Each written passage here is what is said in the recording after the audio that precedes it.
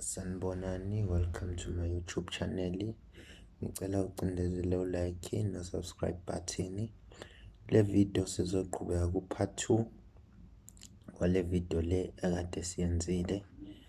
Okay, sisakhuluma ngazo iy'nkomo, ukuphupha iy'nkomo. Ukuphupha iy'nkomo mhlampe uyiphuphe ingene ediphini.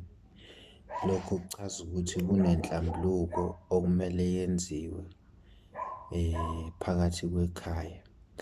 Uma kade-ke wenza umsebenzi bese uphupha inkomo isendlini, lokho kungachaza ukuthi umsebenzi akade wenza wamukelekile, umsebenzi akade wenza abantu abadala bawuthokozele. Okay, bese sizokhuluma ngokuphupha inkomo enamabala abomvu mhlampe namhlophe. Lokho kungabika ukuthi iy'dalwa ezikwengamile esakomama nesakobaba zibambisene phezu kwakho. Then ukuphupha inkomo mhlampe uyiphupha iyakhala iyabhonga, lokho kungabika isililo esikhulu esizayo phakathi kwekhaya, okungasho ukuthi kungawukufa, kungaba isililo noma usizi nje olunoma ngani. Bese sizokhuluma ngokuphupha iy'nkomo zilwa wena uphakathi kwazo.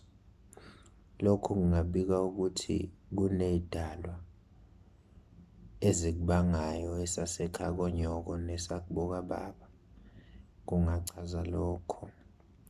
Bese ukuphupha ulusa iy'nkomo ezacile, lokho kungabika ukuthi ithongo lakho kukhona okungaliphethe kahle noma lasetshenzwa, noma kungabika ukuthi kukhona itiye noma ukhanjana oluncane odinga ulwenze, abadala balambile. Bese ukuphupha inkomo mhlampe inkomo yakini ilunywa izinja, lokho kungabika ukuthi ithongo lakho ebelikuvikele selehlulekile, izitha sezingaphezu kwamandla, zilengame zaze zalihlula. Ngicela ukugcina la okwanamhlanje. Uma kuwukuthi kukhona okunye nifisa ukukwazi ngokuphupha inkomo, ubhale ikhomenti lapha kuma-comment section then ngizophendula.